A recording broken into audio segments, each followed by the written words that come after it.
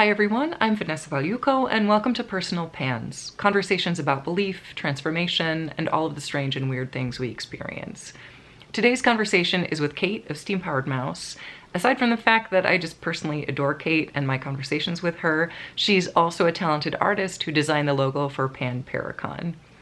I expected this conversation to just be about Goosebumps and other spooky things that we both enjoyed as children, but this turned into a broader conversation about the power of play, the call to adventure, and how trauma work can help you with your paranormal and magical workings. I really enjoyed this conversation, and I hope you do as well. Oh my gosh. Well, I hope you feel better soon Oh, thank and you. are able to recover. And thank you for being here today. Oh, thanks for Despite, having me. of course, yes. Well, as soon as you were talking about like Goosebumps and I feel like you grew up in the same time I did of this like peak of weird and cool stuff for Yeah, kids, for or at kids. least accessible to kids. Yeah, well, I was talking to Roy yesterday because I told him, I was getting up to do this in the morning, Yeah. and we were talking about the Goosebumps books especially.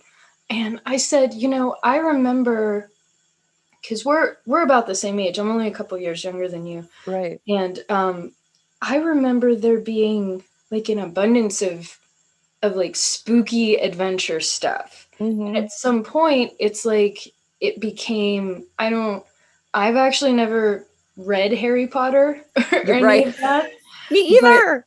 yeah, but like at some point, I think it became more about magic. Because Yes. like I remember you talk about all that stuff like the Scholastic book fairs and everything. And I Yeah. remember having even like little short story collections that were in like the Goosebumps kind of knockoffs. I was even trying to find the name of some of the other series, Mm-hmm. but yeah, there was like this big boom of spooky stuff, and Yes. weirdness, things I would almost more call like high strangeness or weirdness. Yes. Mm. Like I don't know if you ever read anything by Christopher Pike. Yes, that was the other one I was trying to find. Yeah, Christopher Pike. Awesome. Yes. Mhm. Because like he did a bunch of cool like horror things, but he also did this one book called The Starlight Crystal, which I still have and have like reread as an adult. It's about time travel. Like, Mhm. and it's a pretty sophisticated young adult novel about time travel and like the process of that potentially reincarnation I reread it as an adult and it made me cry. Like Aw. there's this I feel like we kind of grew up in this like time of not again like cool spooky horror stuff, but Mhm. also just like really kind of visionary interesting things and like concepts that were made accessible to kids. I don't know what kids have now. Like, I mean, hey, Yeah, I magic, but don't. also like I feel like there was just a broader sensibility when we were growing up.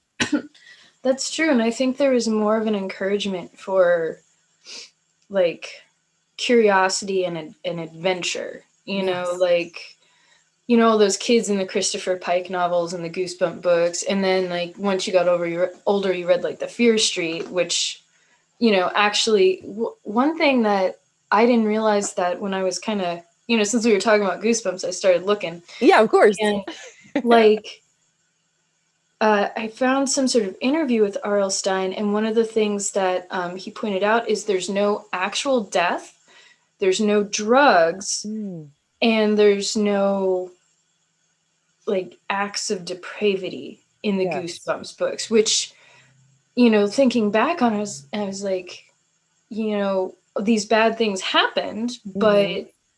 it's true. It never quite crossed that line, whereas Fear Street were like actual murder mysteries. And Mm-hmm. like I remember this one, I think it was called like The Cheater or something, where it's like some girl had someone else, she was the popular girl, but she actually wasn't good at school. So this other guy was like doing her test for her or something. I remember, but it had like actual stalking and all that stuff. Oh my God, But yeah.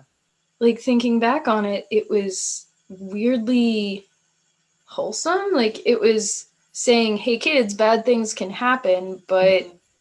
I don't know. It was almost like there are I don't know. It's funny because thinking back on it, you'd think that there was that stuff in there because you're reading them and they were kind of scary and but there really wasn't. Like, it was just all weird. You know? It was weird. Well, right. And that, I mean, you bring up a good point, because I need to find that R.L. Stine interview now, because like I think it's kind of the important way of like exploring anything with kids, right? Where it's like you kind of approach the weirdness, but you have some like boundaries on it. So it's not like overwhelming or making kids process things that they can't necessarily understand, but it's these kind of like glimpses into spooky and weird things. Like you said, that kind of like exploration, more curiosity of like, oh, what is this thing? You can kind of like brush up against these weird concepts or these weird feelings and not get, you know, bogged down in like, oh, hey, look, it's a murder, you know, because like I also read like a book of Stephen King short stories when I was probably too young for it. Yeah. Right. Because that was just out there.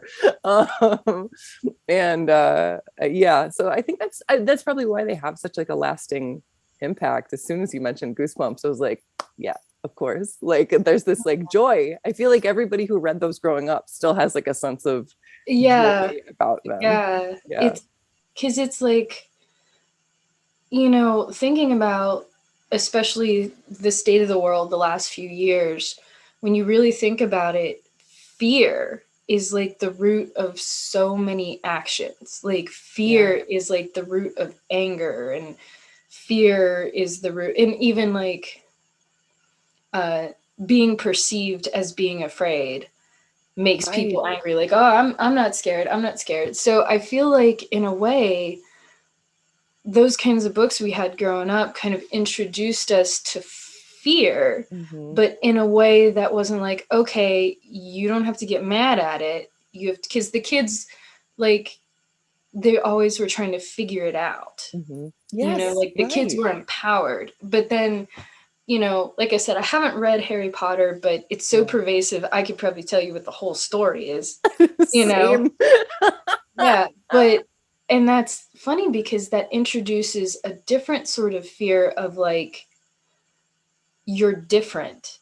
And so everybody else should be afraid of you. Like, you know, Harry's Muggle family was angry at him because they didn't understand. They were scared of him. So it's almost like, I don't know, it's almost like this deep seed of you're different, so everyone's gonna be mad at you unless you do something big and dramatic and become a hero. But like in the Goosebumps books and the Christopher Pike books, and even looking back at like the Goonies and adventure movies that were very popular at the time. I mean, even like Ghostbusters, Indiana Jones, all these things, they were adventure, they were curiosity, they were figuring things out instead of just being like mad at it, you know, or, you know.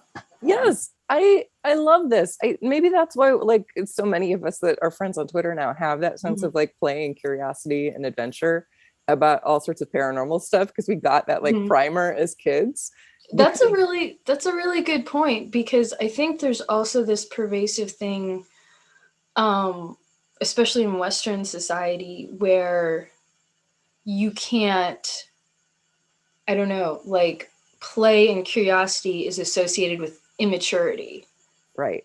You know, like you can't, I mean, I'm doing some serious high magic study right now, and my notebook has stickers and glitter pen and all kinds of stuff in it, but it's because that's what I like, and it looks good and it's appealing to me, but it doesn't mean I'm taking it any less seriously. And I think that's, you know, a big problem. Like you said, we had a primer of kind of a joy and exploration, and you know, I was at the tail end of when parents would just let their kids run around the neighborhood or run out into the woods, and that just doesn't happen anymore. That's it too. Yes. Yeah. I've always been kind of like terrified by, I remember in college reading this article about like the kind of hyper structured experiences of kids. And the idea of like play dates as opposed to just you talk to your neighbor kids across the street, you know, or next door, like that.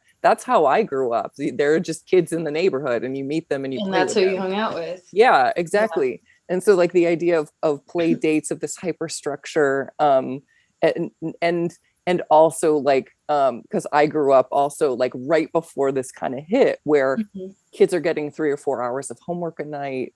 They Yeah. don't have, and they're being like, I mean, again, doing activities is good. Like I grew Oh up yeah. like taking dance or doing taekwondo, things like that.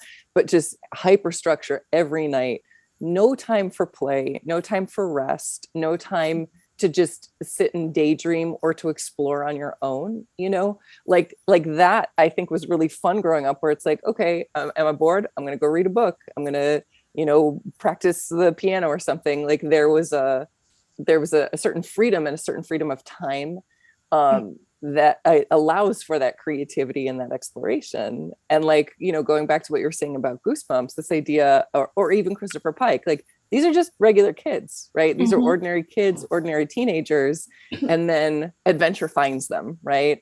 Or they find adventure. And that's kind of like I think a good sensibility, and I think a good approach to magic too, right? Like, Mhm. okay, I have this idea, I'm going to chase this idea. And is there something that excites me? Is there something that's fun? I'm going to chase that too. Because that, again, play doesn't indicate immaturity. Like to me, Yeah. you can have very sophisticated play, but play activates that like part of you that is most connected to, I don't know, the universe, however you want to put it. And Oh so yeah. if you could have that, like, joy about it, I think you're going to be more successful. Yeah, definitely. That's a really good point. And I think the other thing that play does is it allows us to maybe experience empathy more. Yes. It's another thing that well, I briefly lived, well, not briefly, for several years. I rented a room and lived with a couple of friends of mine in Atlanta, and they had two young children. And over time, I just, kind of started to take care of them and all that Sure. stuff. And um, a lot of the teaching they did of the kids and a lot of the experiences I even had to have thrown into a kind of aunt, older relative role, um, you could relate it to them by play, like Yes. this represents this and this represents this. Can you explain it to me? And it definitely allows you to explore more. And also, I don't know. They're definitely. I think what you said too about having the freedom of time and the freedom of everything. I think that fosters the ability to self-regulate as well. Yes. Like you can decide, okay, I'm bored. It's not up to anybody else to entertain me. So I'm going to discover, I'm going to learn, I'm going to grow. And then you kind of grow into a person where you can, excuse me, where you can regulate a little bit more. Mm-hmm. And I think when it's too structured and you get out of the situation, you're kind of like, oh no, what do you do? Exactly. Yes. It's so funny. If had I known we were going to talk about play like this, I would have found research. Everything that you're saying about play is backed up by journals, social science research. Really? Every Wow. single thing about like unstructured free time and Mhm. play. It strengthens critical thinking skills in children, emotional regulation, even physical regulation. Like there was an article that came out maybe 10 years ago about the rise of the need for occupational therapists for children, Yeah. because there was so much focus on like what's the word I'm looking for? There was so much focus on like intellectual learning that Yeah. kids weren't able to even like sit up in chairs because like the priorities were so off, right? They weren't just letting kids run around and play. So they couldn't regulate their own bodies. Like they were literally falling out of chairs. So there's so much power in unstructured play, in this idea of adventures. Also, kids who are more inclined to do unstructured play, like they become better negotiators too, because again, you're making up the rules as you go along. So you have to be able to communicate with other kids about what the rules are, and also you have to learn how to like mediate any kind of disputes about rules, or if people aren't feeling like good about what the game is, like interacting with them. Play is so powerful. It's so powerful. I Yeah. did not know that, but that makes a lot of sense, the negotiation thing. It's, you know, it's funny because I'm a puppeteer as well. Mm-hmm. And I've been in a lot of situations where I used to do volunteer work when I lived in Atlanta for the Atlanta Center of Puppetry Arts. Yeah. And every year there was a World Puppetry Day. And one of the things, I was in the guild, and one of the things we would do is kind of take turns going down into the lobby with a puppet and just kind of walk around and engage. And that was always interesting for me because I could tell when an adult was ready to engage or when they're just like, no. But the funny thing is, sometimes I would start to engage with people with the puppet. And the thing is, I'm completely visible. Sure. And I have the puppet, and I was always really terrified of doing it. But like the thing is absolutely true. If you're wearing a mask or carrying a puppet, you can just like pretend it's not you. Yes, you know? totally. But I would start talking to people with this puppet. I just like, I'm just gonna go for it, you know? Yeah. And I can actually be pretty introverted, so I've learned to watch for the signs of people who are just like, you know, they don't want to engage. Right. But I would find someone who would want to engage and start talking, and they would look from me to the puppet, to me to the puppet. But after like 30 seconds, they were talking to the puppet. You know, I was no longer there. Yeah. And it's just, and they just gave themselves over to it. And I think maybe in a way it was almost like, for some people, a reawakening of maybe what they felt before, or because they were at an event at this museum, it was a safe space to enjoy. Yes. You know, Yeah, it was absolutely. okay to talk to the puppet, you know, that was Exactly. also attached to a grown person. So, right. Yes. you know, I love that. So again, not to get like too theoretical, I have a deep intellectual interest in play and the power of play. Because a professor of mine in college recommended this book called Homo Ludens by Johann Huizinga to me. And his thesis of the entire book is this idea that like play is the foundation of the early human civilization, right? Because you have these small groups that are, you know, hunting and gathering, wandering around. How do you keep going, right? Like life is really difficult. You're constantly searching for food. How do you keep going? Well, turn it into a game, right? Like turn it into play. And if you look at animals and how they grow up and become socialized, it's through play, right? So we like play is innate in I think the human condition and just the condition of being alive. And so much of like adult life is about alienating us from that play. And so I think it's really beautiful that you created those situations for people where they could engage with those play centers again. And it's like, I'm going to talk to the puppet. oh yeah, have a conversation. Yeah. It's one of my favorite things. Like I like to say I'm situationally extroverted. Like right now, I knew this was coming and all this stuff. So like I'm able to talk to you, and you're very easy to talk to. You're so intelligent and wonderful. Thank you. But I used to for about 6 years, I actually worked for a band, and they were a concept band called the Extraordinary Contraptions.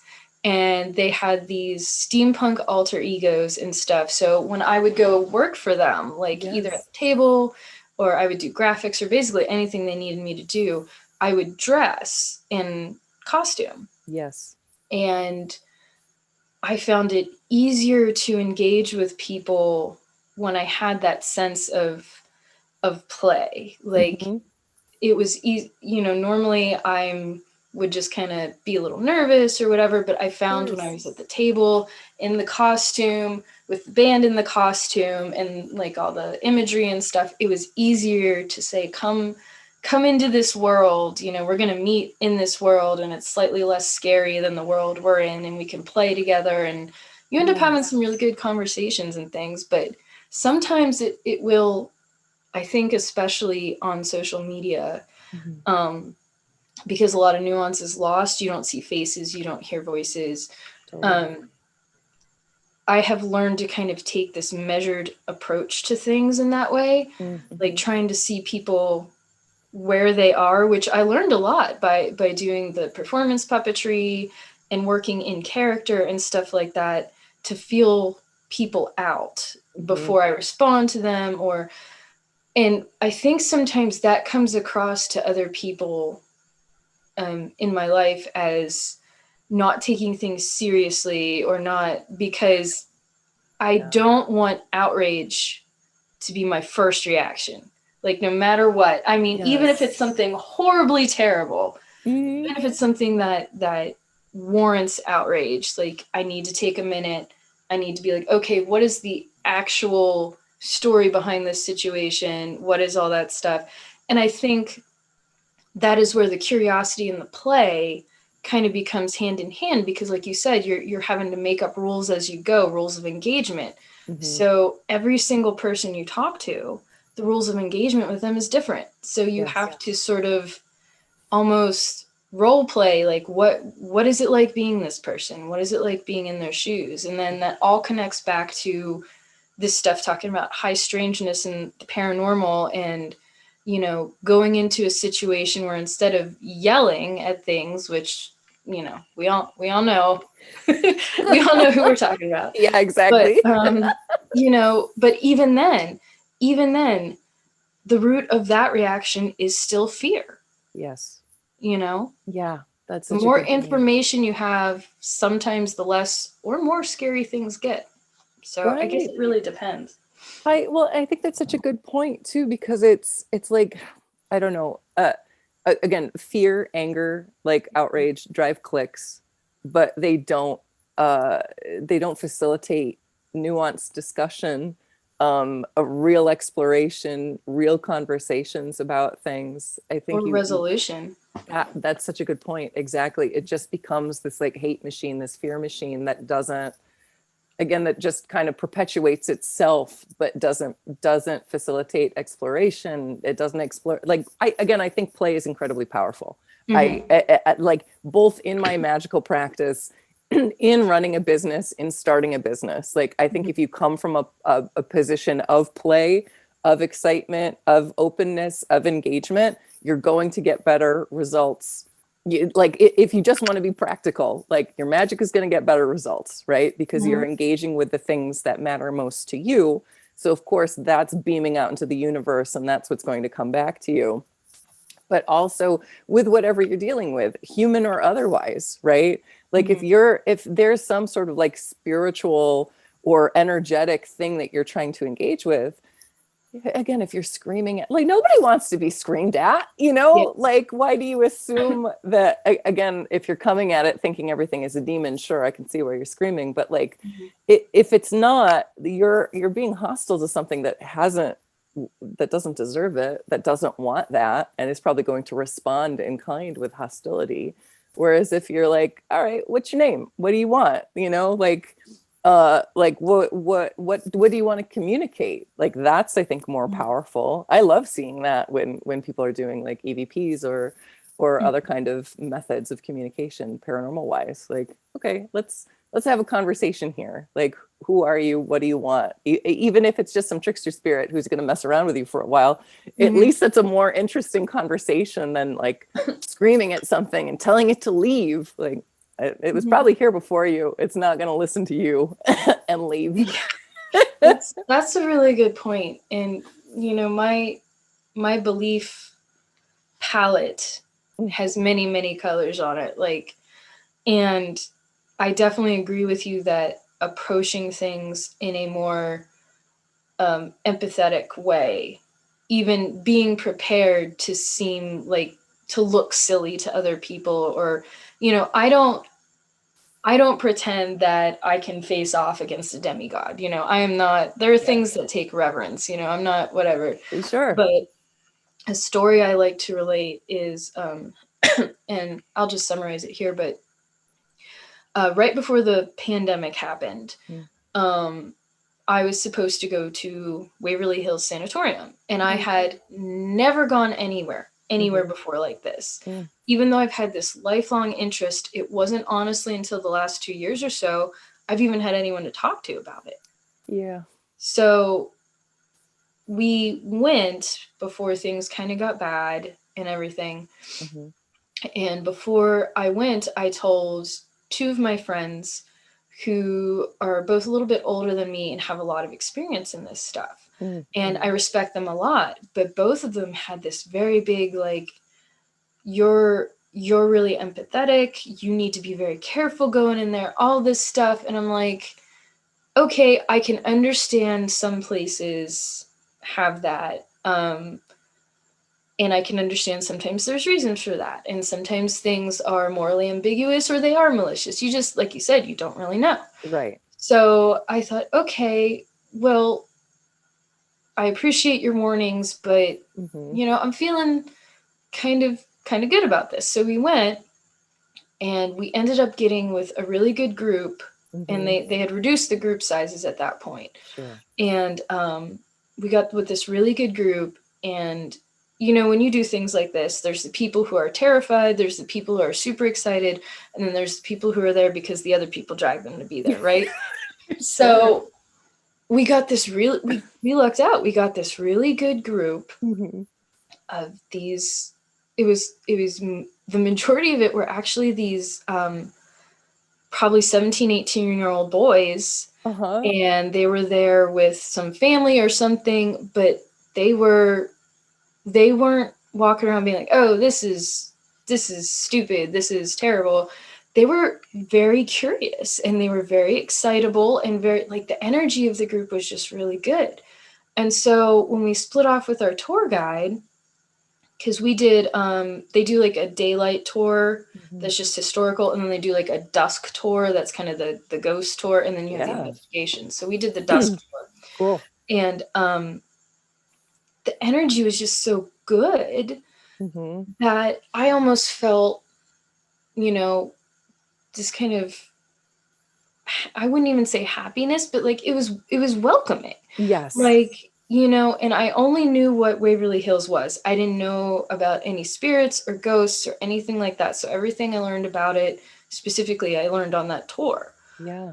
And it was such a positive experience. Like, everybody in my group was really excited and cheerful. And then we had this just amazingly existential shattering experience with shadow people. Like, me and this kid standing next to me was like, you see that too, right? And we stood there and watched these things. And, you know, I'm also a graphic artist, so I'm looking at the light. I'm like, okay, is there any way? But we straight up watched these things for a full minute or two. And I got the same feeling from them. They were curious. They were, you know, and people talk about shadow people a lot, and that's such a big thing. But to me, the shadow people we saw, I would say, I would put them under like a natural phenomenon. Like, these things exist. I don't want to call them animals, but sure, you know, some sort of beings or creatures, and they felt curious, and like we were all kind of a little bit scared, but of course. Yeah. I didn't get any of this.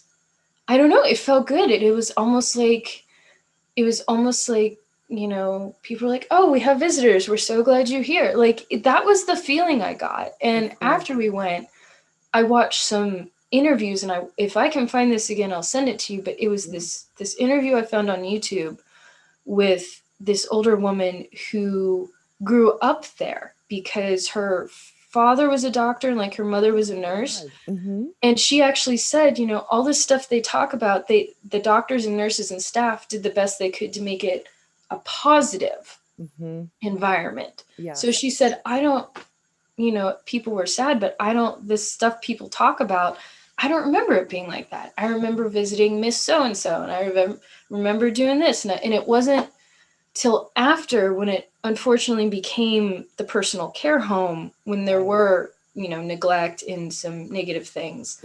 But the main thing it was built for, you know, it wasn't this awful scary thing. I mean, it was awful and scary, but Of course. that was not the energy I had going in. And the same thing with my boyfriend Roy. He, you know, it was just, he was a little, they told us some of the scarier stories, you know, about this phantom guy with red eyes and stuff like that. And there was definitely, it was interesting because it definitely felt like there was something there roaming the halls, but that it wasn't necessarily associated with that energy. So it's like, a lot of times, I guess where I'm going with this rambling is that, you know, Ramble as long as you want to. talking about play and curiosity, and what you said, you kind of get back what you put in it. Yes. And I think that can be really important when dealing with high strangeness, ultra terrestrial, shadow people, ritual magic, like anything. Yes. If you go into it with a sense of empathy, a sense of respect, whatever, you know, and I'm not saying bad things can't happen, but just going into it, you don't already have that fear response set up for you. Yes.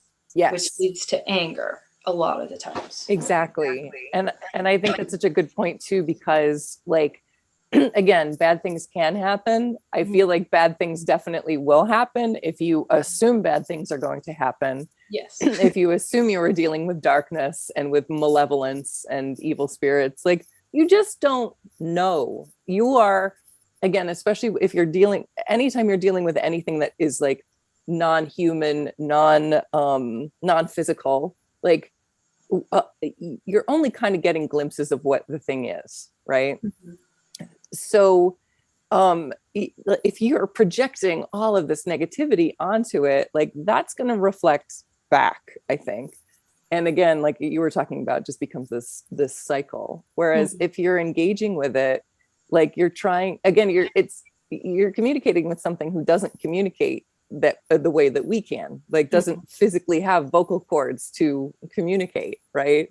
So how do you engage with it? And then assume that maybe you're going to be communicating in symbols or in, you know, you're just kind of seeing, like you said, just seeing shadow people.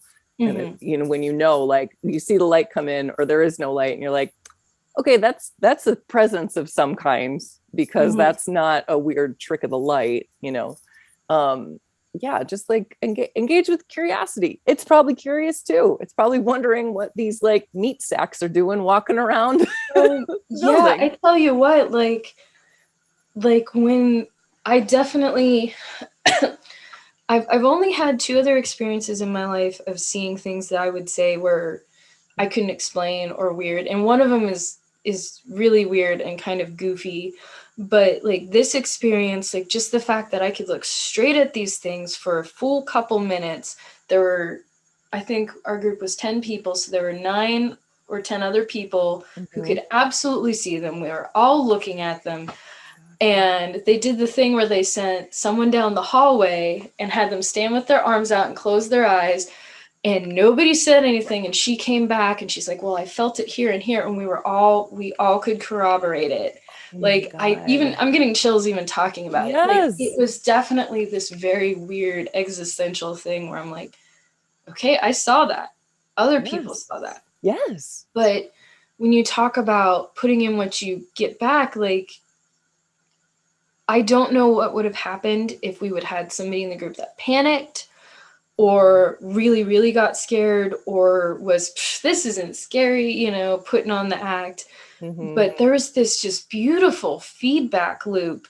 And the feeling I did get, you know, you talk about communication, it was kind of one of curiosity, like the one was sort of peeking out around the corner, like looking, like you said, like what, okay, we've seen these things before, but we don't really, you know, and they looked like curious animals. They, you know, and I think if there was any real danger, probably someone more sensitive than me or, you know, maybe picked up, maybe would have reacted in the group. You know, I didn't feel like we were facing down a pride of lions. I felt like, I think the most I would kind of say is it's like when you see a deer and they're far away, but they're much closer than you're used to seeing each other. And you both kind of look at each other like, I've had that happen.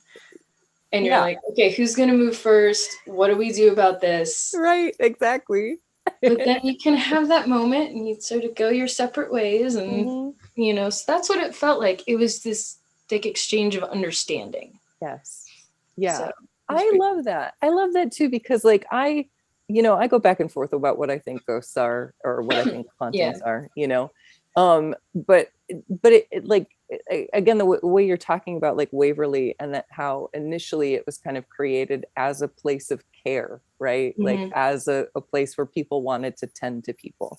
So you have that initial kind of energy in the space, right? And then when it becomes a care home, they're kind of darker elements like neglect, pain, suffering. I feel like anytime you have a space where there is a lot of like energy being put into it, right? A lot of emotional energy being put into that space. It doesn't necessarily mean that like the people who have died are haunting that place, but the energy of all those living people might have opened something up so that there are these like creatures, these spirits that can like either manifest or engage because of that energy, and then they're like looking in like what are these people, like I don't know what this is, like they're just kind of looking with curiosity again, like you said, that interaction with the deer where it's like, I think I've seen something like you before, but I don't know what this is, Yeah, exactly. I'm gonna move first, like, are we cool? Okay. I think that again, that allows for a like play, not for fear. Again, I grew up reading ghost story books. Like, yeah, me too. That was a thing. Like, and I think it was a cool thing because you could kind of hear these stories about it and again, engage in a way that wasn't too scary.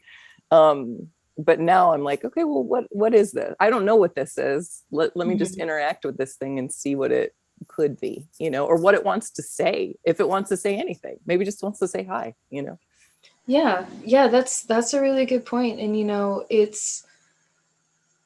I feel like if we kind of treated phenomenon like that to a degree, with more flexibility and less initial reaction. I mean, sometimes it can be really hard. Like when I realized what I was seeing, I was like, some part of me just wanted to be like, okay, we're done here. That's your survival instinct, right? Yeah, like that is an exactly. important, like your lizard brain is like, out, keep the meat sack alive, get out of here. Oh yeah. But then you start finding like commonalities and it helps that you're in a group and you can kind of look around at the other people and all that stuff. I think with more, I don't know, it's just there's such a culture right now, and I even hate using these buzzwords. There's such a culture of outrage right now. Yes. With good reason. Again, like I'm not saying that things don't matter or whatever, but there's such a culture of, someone says it's funny because a lot of times someone else like will say something out of anger or fear, and maybe they shouldn't have said it and it's really horrible, and maybe it truly was a mistake, or maybe they truly are a jerk. You don't really know until you sort of investigate the situation, but there's this culture of reacting to reactions. Like, did you hear this person said this one thing one time on this podcast yesterday, and everyone on Twitter is angry about it. And then like after 2 days, either you find out the whole story and it's like, oh, that person is a jerk and should be avoided, or you find out that, I don't know, they made a horrible mistake, and it kind of, in a weird way, it almost just kind of goes away because the outrage is over. And being aware that as a human, you're going to react that way to other people. So I can see why wouldn't you react that way, maybe even tenfold, to something that you don't understand. Right. And I think there's been a really big uptick in interest in high strangeness and paranormal and the occult, especially in the last 2 years, because, for me, I'm a higher risk individual. I'm also very lucky that I work remote. So honestly, the last almost 2 years, I've been alone in an apartment most of the time because my boyfriend works a lot. I'm here and I have my rabbit Mystic, and I talk to the rabbit. Good. Yes. But yes. my family we've always chattered at our pets. And I feel like that's a whole other thing that I feel like they don't understand that you're saying, how was your day? How are you doing? They're happy you're talking to them in Yes, that cheerful voice and engaging, exactly. But I think there's been an uptick in the interest because the world itself is so scary right now. Mm-hmm. And a lot of people are physically isolated, and a lot of people are emotionally isolated. And there are, we're going through unprecedented times. I mean, there are families being torn apart the same way they would be during a civil war in a country. Absolutely. So Yes. people are having to find their people, and they're sometimes having to find them through different means. So I think there's been this big want to reach out, like, okay, there's got to be more than this, or there is more than this. And I want to, okay, I can't expand physically because I'm stuck in this room for goodness knows how long, but I can expand my mind. I can expand my spirit. And yes. And that's where it even goes back to play. Like, maybe you're looking at a magical ritual you want to do, but maybe, this feels a little silly. I have to do a dance, or I have to listen to music, or it feels silly. Well, in a way, it's kind of play. Yes. You're interacting with the energies in the universe and all that stuff. So I think that's why there's been a really big uptick on all that as well. And again, it comes back to that curiosity and that play and that willingness to engage. That's it. Yeah. I think you bring up a really good point too, because like, again, because of the pandemic and just the stress of having your life disrupted, having to stay at home, having to make a lot of sacrifices and changes in order to protect yourself, to protect the people around you. And so much of society, I think, gets kind of called into question. I think at least if you're a thoughtful type of person, like I went for a walk yesterday after like hearing about Omicron, and I'm just watching all these people grocery shopping and just living normal lives. I'm like, how are you just going on autopilot? Yeah. Again, we're coming into year 3 of a global pandemic, and the trauma of that on an individual level, on a social level, on a global level. And it's weirder to me when people aren't questioning those things and they're just on autopilot. Whereas I think that has contributed a lot to people engaging with the weird and the strange, because so much of what society has told us is normal and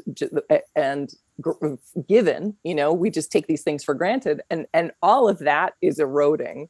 So for me too, it's like, all right, what else is out there? Because clearly the stuff that we've been socialized into believing is normal and forever is not.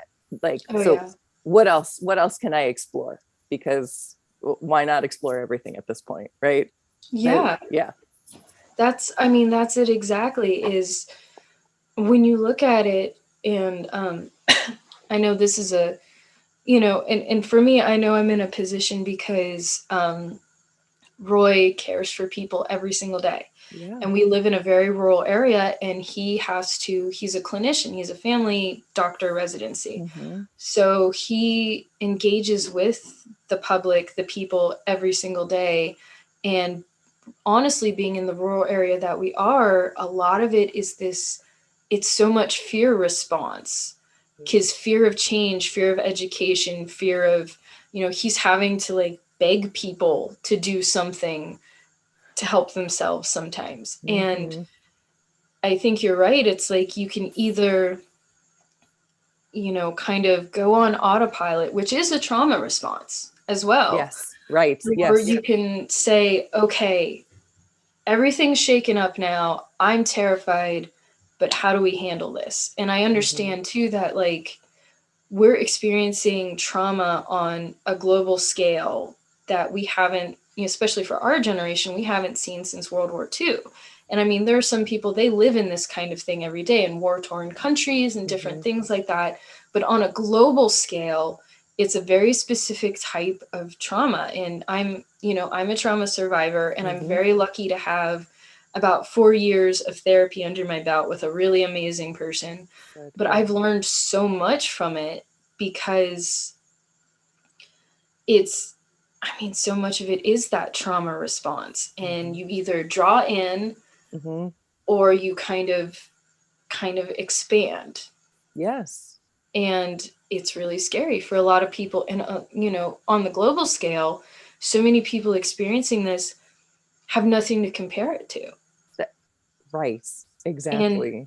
And that doesn't make them less. That doesn't make them, you know, they have a privilege in a way, but at the same time, it's not their fault that they have that privilege, that nothing bad has happened to them. It's more about what they do with the experience. So that expansion is important, like you mentioned, I think. Yeah. Well, yes. And that's such a good point, because so many people don't have a frame of reference for this. You know, like my grandparents grew up in Poland during World War II. You know, they were taken by Nazis in the forced labor. They were Catholics. They didn't go to death camps, but they went to labor camps. And so even though I didn't live that, I saw how those experiences shaped the rest of their lives, shaped how they raised my mom and my aunt, shaped how they helped raise me.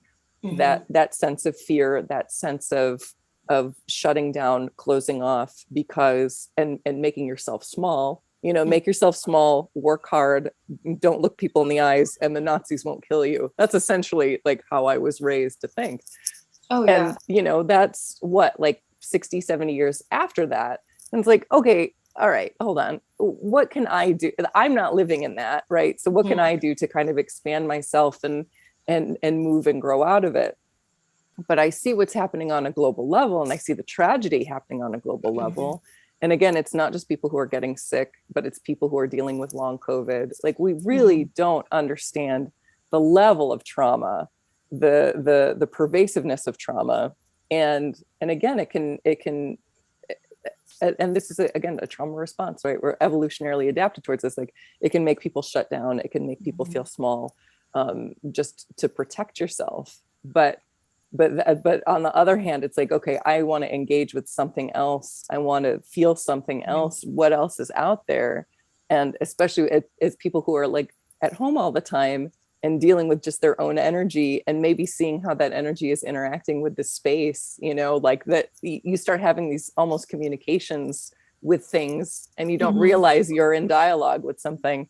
So then you start opening up to, okay, what do I think ghosts really are? What do I think energy really is? What do I think is happening in the world or in these unseen realms? I think that's a more interesting exploration, but it requires a certain sensibility, and I think a certain level of trauma work, kind of what you're talking about. Like, so you're not just operating on autopilot, you're not just reacting to things, you're feeling something, processing it, and then engaging with it. As opposed to just reacting. Yeah, that's true. And it's not something that, you know, and it's cultural as well. And even if you just focus on North America, you know, there are some cultures where you push things down. There are some cultures where you talk about it. There are some cultures where, you know, boys don't cry. There are some cultures where, you know, and it's just so many things. And ultimately, trying to respond to this global trauma, which isn't just affecting countries, but it's affecting and infecting the human race. Like, you're trying to respond to this trauma as a human being, not just your individual. It's hard because you don't, you know, we are programmed for survival. Yes. And technology and everything is evolving beyond even some of these instincts we have. We don't really even like need them anymore in the same way, but maybe they should be more applied to like social reactions as opposed to avoiding the lion at the watering hole. Right. You know, and it's hard to fight your lizard brain. I mean, like you said, it's hard. Exactly. Again, it's there for a reason, right? It helps you survive. You know, I talked about this in another episode. Like, we're evolutionarily evolved to engage in 3-dimensional physical space, a linear time dimension. But anytime you have these weird experiences, you either see shadow people, you have weird dreams, you experience energy in a particular way, you have this awareness like, oh, no, things are different. There is something else going on. And so learning to to contain the lizard brain and think like, okay, again, gentle communication, right? Thank you for existing. Thank you for giving me these impulses to help me survive. And you can calm down right now because I know there's something else going on. I need you to be quiet for a second while I communicate with this other thing that could just be my energy reflecting back at me, but still I need to be in communication with it to learn something. Yeah. Exactly. And I think you nailed it there with the communication. It can be so hard. It can be so incredibly hard. Like even, early on through a lot of the pandemic, I had, because of my boyfriend, we don't get to not think about it. Right. We have stayed COVID free because of the precautions we take, and we have to think about how we could affect other people if we spend time with them or things like that, because he might get someone who they're in there because they think they have a sinus infection. They get a COVID test and it's positive, Yeah. So we kind of like don't know. So it's taken a lot of communication and hypervigilance, which is really, really exhausting, especially if you look at it from the trauma perspective. Of course. Yes. Because in my past, hypervigilance was very, very important to my survival. And it kind of is now. And unfortunately, the hypervigilance, it has to be, okay, am I standing far away from this person? Have I touched my face? It's exhausting. It's exhausting. But then when you talk about being in a space where your own energy is back at you, well, maybe in a way we're all kind of elevated right now. That the line at the watering hole is out there, but the thing is the line's everywhere. The line's absolutely everywhere. And he's invisible and you can't see it. How do you avoid it? So you get into this lizard brain space where you're hyper aware. And while that can create that initial reaction of outrage, I think kind of like you're saying, maybe in a way we're more aware of the stuff going on around us. We're tuning in a little bit better, Yeah. for engagement. I definitely think so, because I mean, just thinking about like my history of, panic attacks and a history of hypervigilance also because of my trauma background, and feeling like that my brain kept me out of a lot of the traps that were essentially set for me by my dysfunctional family, unintentionally, obviously. Well, some intentionally, but some unintentionally. Yes. And learning to avoid those and to pay attention, to read people, to read energy changes in the room. And when you're in a constant state of that like hyper arousal, I do think you start getting hints of other things too, because your brain is just constantly firing and you're picking up stuff that's there that is in front of you visibly. And then suddenly you're seeing other things, right? Or feeling other things. I know in times of, for me personally, times of high stress, I have had experiences with the paranormal that I don't think I would have otherwise. My low level, I joked about this in previous episode, like my low level panic, I think, is a ward against seeing a lot of things most of the time. Oh yeah. Which is fine, but when it reaches a certain height, it's like something else opens up and I'm seeing other things, having like actual, like seeing visual things that are clues to me about what's other things that are happening, Oh yeah.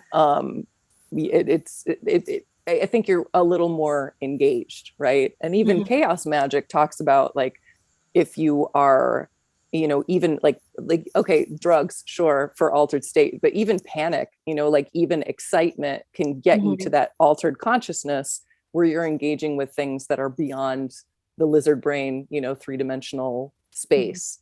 And you have this awareness of a reality outside of reality, right? Or parallel or underneath. Yeah, definitely. And talking about picking up on energy and signals for survival, because if I don't want to delve too deep into it, but if you're dealing with a volatile person, something you learn as a traumatized individual is you look for those signs that they're about to blow up or they're about to do something, or they're so I definitely think it does, in a weird way. I think sometimes people who have had a significant and specific type of trauma that involves the hypervigilance, I think it does lend them to be a little more open as antennas to receiving things, because even if you get treatment, even if you are able to function and kind of and better your life and your reactions and your relationships, that learned behavior, it doesn't really go away.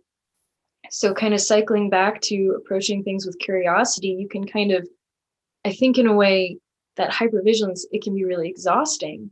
But I think if you apply it to magic or the paranormal or the supernatural, you can say, okay, how can I turn this into something positive? That then comes back to play. Okay, I'm very aware of this. How can I interact with this or respond to this in a way that feels safe to me or that I can control? Okay, I'm going to, you know, approach it with positivity or, you know, respect, or invitationally, like you said earlier. Yes. And I think that's definitely, it's just such a useful skill to get by. I mean, being upset all the time, I know people who almost everything they do can be traced back to the chip they got on their shoulder. And maybe that chip, it's not necessarily their fault. And it's not even necessarily their fault how they express it, because, you know, everyone has different coping mechanisms and stuff. At the same time, it doesn't make it okay to like tear off at people and have that reaction of outrage. And responding with empathy and play, and validation, you know, can definitely mitigate communication with other human beings. So to be said, in the spirit world, or, you know, the world of gods and demigods, or whatever you want to call it, that if these things are also intelligent or sentient in some way, that the same process can maybe be used to open communication, you know? Yes. I love that. I love this idea of, you know, again, what you said, like being an antenna, right? And my therapist talks a lot about wise mind, because you have reactive mind and you have wise mind. There's another one, I never remember the third one. That's fine. But reactive mind is like what you're talking about, where you're operating from fear, you're operating from a place of trauma, and you can't help it. Like kind of what you were saying, like the trauma affects your brain, and it is in your cells, it is in your neural pathways. But again, the brain is incredibly plastic, so you can build new neural pathways to learn new ways of engaging in the world. And so that antenna is there, but how you use it, I think you bring up this great point. How you use it is dependent on how you decide you want to use it. Are you going to engage from a place? Because if you do trauma work, if you do any kind of work, you can learn like, okay, I don't have to react to this. I can see this for what it is and have a calm reaction to this. I can choose how to react to this. And so you can have experiences with whatever other things are out there, and calm, you know, you can have that initial fear response, but you can calm yourself before you yell at the void, right? The void will yell back. It will yell eventually. back, right? Exactly. Right. And voices you don't want to hear. And then come from a place of, okay, how can I engage in that? Because again, I think, this was my kind of like energy work before I really discovered the proper like chaos magic of, okay, what do you put out there? What are you looking for out there? That's probably what you're going to find, right? So if you're coming with play, you're coming with curiosity, that is going to engage with you, a joyfulness, an excitement, which is just this beautiful feedback loop. Who doesn't want that? Who doesn't want more joy in their lives? Yeah. And I mean, even talking about the current state of affairs, I mean, there are some things that, you know, I think that there are some things where they're terrible and they are what they are. And you can't really reframe them. You can try, you can say, okay, maybe this person will learn from this experience. Maybe the world will learn from this and move on.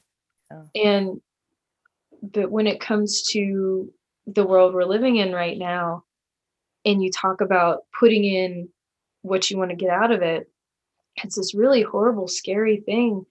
But if you really tried, you could say, okay, look at it this way. And this is a little scary, but we are potentially, I mean, look how we have survived. We've Mhm. lost a lot of people, which is very, very terrible. Mhm. And we've lost a lot of people because of the selfishness of other people, which Yes. I will rant about that, but I won't now. Okay. We But can DM each other. yes, exactly. Yeah. But you could, I mean, if you really wanted to try and embrace that and get past that trauma response, you can say, look how amazing humanity is right now. Yeah. We have created a vaccine. We Mhm. are surviving. Mhm. We have the technology to be able to communicate with people while we're isolated. We can continue our work in some cases. Like Yeah. we can adapt, and that's so if we can adapt this horrible thing that's happening, this science fiction kind of awfulness, Yeah. why can't we start to adapt to a world where maybe there's more layers, there's more going on, there's so much out there we don't understand. Yeah. What I always get it messed up. What is that? Sufficiently advanced science is magic. Yes. I never remember the exact words, but I yeah. never remember the Yeah. exact words, but so it's just like we're getting to these points where where humanity is getting so advanced, we have instruments that can read energy, and we can do these studies and do these things. So if we can adapt to awfulness, why can't we adapt to something that might be beautiful? Right. Like Yeah. that's the kind of frame of mind I try to be in. And I know sometimes that makes it seem like I'm idealistic or whatever. And yeah, maybe I am a little, but Yeah. it's just there's so much beauty out there, and positivity you can engage in, and play just really helps you connect with all that as well. Yeah. So I love that. I think that's so beautiful. Thank you for sharing that. I think that's like it's just a really good perspective. Like you have a choice, or you can, yes, bad things happen, but you don't have to wallow in those terrible things. You can obviously hold them, honor them, but look for the joy, the excitement, the positive, even in darkness. And at the very least, that is a better way personally to engage with the world, right? You're not in denial about dark things. Again, you're holding them, you're aware of them, but focusing on what is happening that is positive and powerful. At the beginning of the pandemic, I just saw so many of my friends on Facebook, on Twitter, just offering mutual aid, offering to help people out. There was this outpouring of protection and care. To me, that's humanity. At least those are the people I've surrounded myself with. So at the very least, on a personal level, I'm doing something good. But I think that there is this desire in the human condition to help each other out. I think evolutionarily it makes sense. If you look at like how kids are so helpless for so long, like we're adapted to take care of each other. So yes, there are a lot of people who are being very selfish right now and who are making lives very difficult for so many of us. But there are also incredible people who are making incredible sacrifices to protect each other, the collective. And I think that's an important thing to look at. Oh yeah, absolutely. And I think remembering that is what gets you through. Like hope is passé to the world today. Right. Hope is passé, but sometimes that's what you have. And I've been in situations that have been truly terrible, but at the same time I know that there are other people in even worse situations. And while I'm not going to beat myself up when I compare them, it does put you in perspective that there are people who are like your grandparents. They survived this insurmountable thing and they came out from it. Well, we're surviving too, so let's come out better for it. That's it. Exactly. That's the hope. Right. That's the hope. That's the hope. Oh my gosh. So believe it or not, we have been talking for an hour. Oh my God. Okay. Thank you. I could clearly talk to you all day about everything. Do you have anything that you want to promote or plug before we wrap this up? Not really. That's one of my issues is I'm more of a support person. Sure. Like my art and all that stuff, I'm really nervous about sharing it, but I'll do things for other people all the time. Like But thank you for asking. Maybe at some point I will. I do have a website, which is steampoweredmouse.com, and I'm trying to put my stuff up there, so we'll see. But other than that, I'm just super happy to be here, and I'm super happy you're doing this, and I've really been enjoying what I've been hearing. Oh, well, thank you so much. And thank you for being on. It was so good to talk to you and like see you. Yeah, I mean, anytime you want to. I mean, that's my big thing. Like, yeah, I don't really have a piece of paper or a credential or content to show. Sure. But I was really excited. You just wanted to start talking about Goosebumps with me. So anytime you want to talk, I'm here. Okay, perfect. Yeah, you DM me anytime. Oh yeah, for sure. Okay, good. All right. Well, thanks again. Thank you so much for listening and or watching. You can find Caite at steampoweredmouse.com or on Instagram at steampoweredmouse. Give her a follow. She's fantastic. You can also follow me at Kali Butterfly. That's Kali Butterfly, either.com or just Kali Butterfly on Twitter. If you want to talk about spooky and weird things, you can feel free to reach out on Personal Pans, both on Instagram and on Twitter. You could also reach out through PanParacon. I have access to all of those accounts. You can pretty much always find me on Twitter. Thank you again so much for listening, and I hope that you stay playful and curious.